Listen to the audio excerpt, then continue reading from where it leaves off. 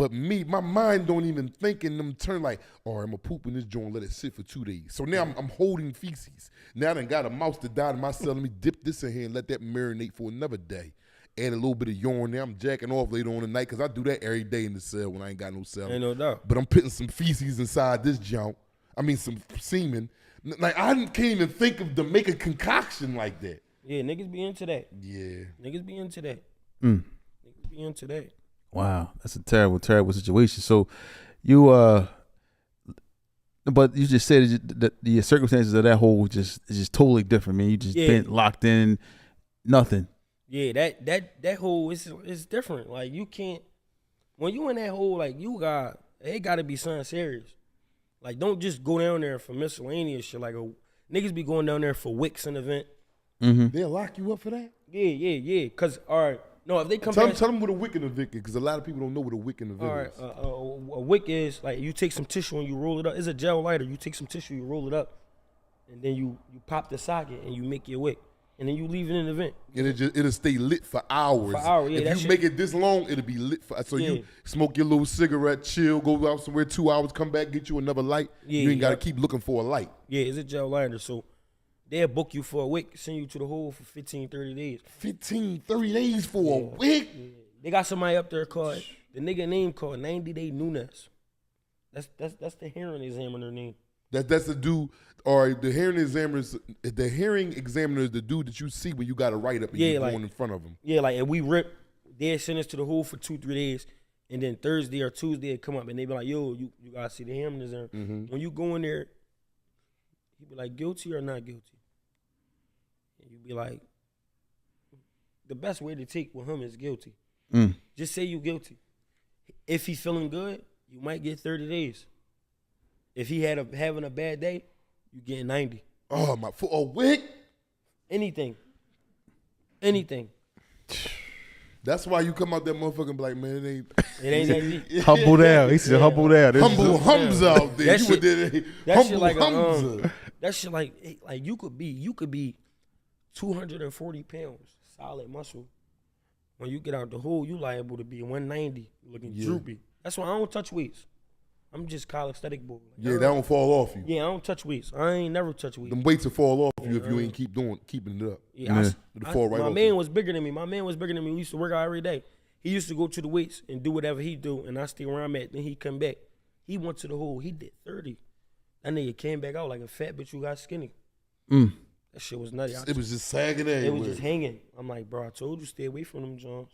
Them weights will fall off you, man. Yeah, them fall right off you. Them Jones ain't no good. Them weights ain't no good. One last thing. If you could describe one thing that's the most terrible thing that about abandoning a hole, just one thing that you noticed when you first got into upstate. What was the thing that was terrible to you? The first thing that you're like, damn, this.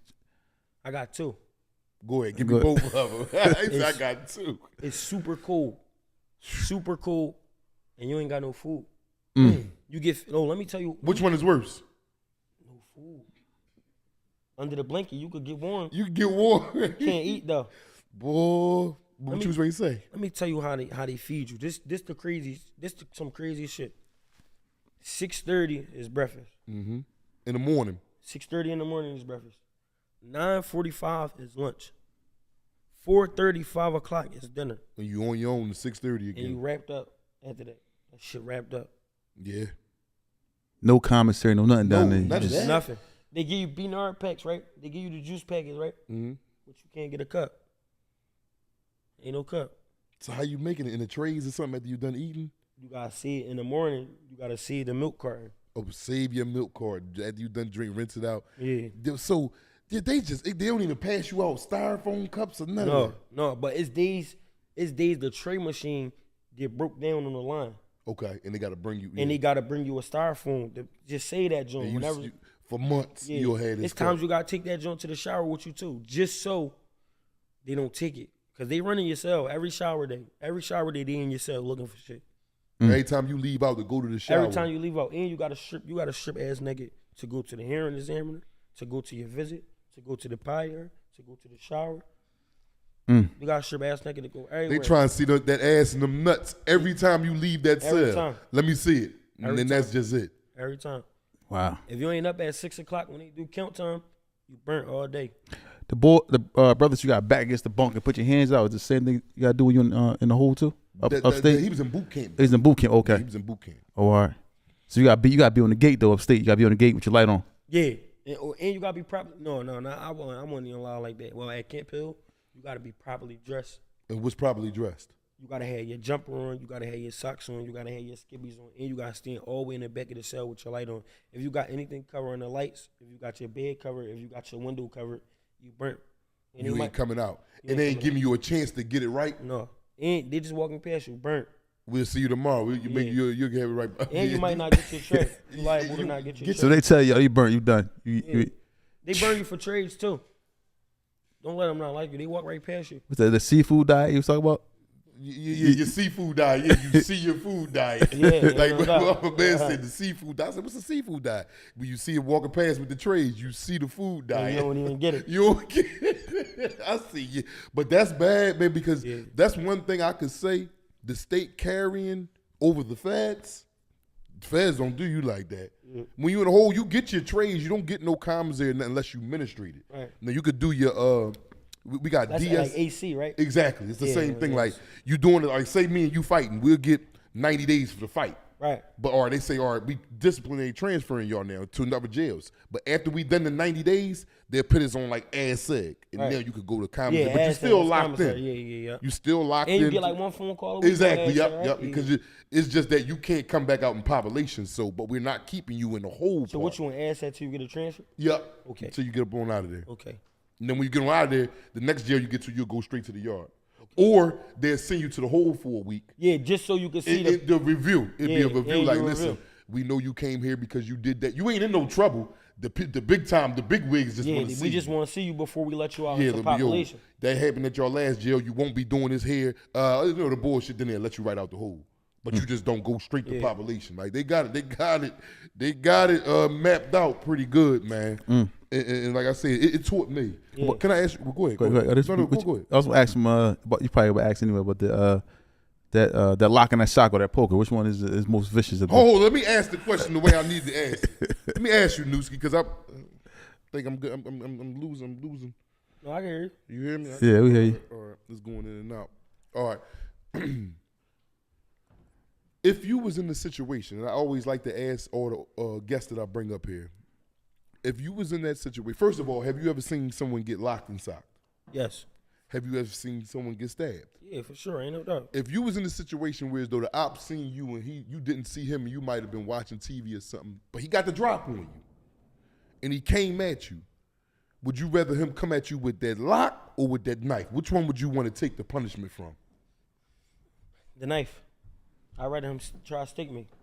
Cause I tell him that lock ain't nothing to be played. Yeah, I seen the lock firsthand. And what it do? I seen the nigga get hit with the lock right here, and that shit swelled up instantly, and the whole top of his eye was cut. Like that lock, man. That lock will make you forget your name, man. No, but everybody ain't sturdy. Cause I had a nigga come at me with a banger, and I treated him. Right. So and vice versa, I ain't never have a nigga come at me with a lock, but I seen a nigga try to swing a lock and got treated. Like, if he don't know what he do, got it all long and dumb. Yeah, like a nigga that don't know how to fight and he got a banger, he'd just be focused on trying to stick you. Mm-hmm. A nigga that know how to fight and got a banger, he dangerous. He's stealing you, bang, bang, bang, and then sticking you. So it's punches and then he's sticking you. So that's different. Describe, tell us about the situation. You said somebody tried to stab you. How did that go? What happened with that? I was playing handball. You ain't see it coming? No, I seen it. I told him he can't get on. I had 2 phones. You play handball and you got 2 phones on. Yeah, it's the last 30 minutes of rec. Yeah. I'm a worker too, but the nigga, I dislike him. Right. Like we dislike each other because where he from and where I'm from. But he not in it. You just from over there. Right. So I'm playing handball. He like, damn, new, I'm about to get on the jack. I'm like, no, I'm about to get on. So then my young boy asked me like, yo, I'm about to get on the jack. I'm like, yo, go ahead, you ain't got to ask. He tell my young boy like, no, I just asked him. He told me he about to get on. So nigga, you not getting on. He grabbed it out my young boy hand and get on. So now I'm like, no, I'm getting on now. I grabbed the jack. He bang off for me. No, first he like come in the cell and he pulled the joint out. He like come in the cell. He pulled off on me. and he walked to the bando. A bando is like a cell that ain't getting used. Like it's just open, Mm-hmm. no latch, nothing. It's just, Nobody in there. yeah, niggas be blowing it down in that joint. Everybody going there to commit all the breaking law in there. So he walked to the joint. Once he see me follow behind him, he like, oh, he seen it. Like he pulled the bait out. He like, oh, he ain't gonna go for it. So he come back. He grabbed the phone again. I'm like, bro, I'm getting on this joint. He banged me hard as shit. When he banged me, I stumbled back. I grabbed my cheek. Like I ain't gonna lie. Like I ain't never expect him to steal me. So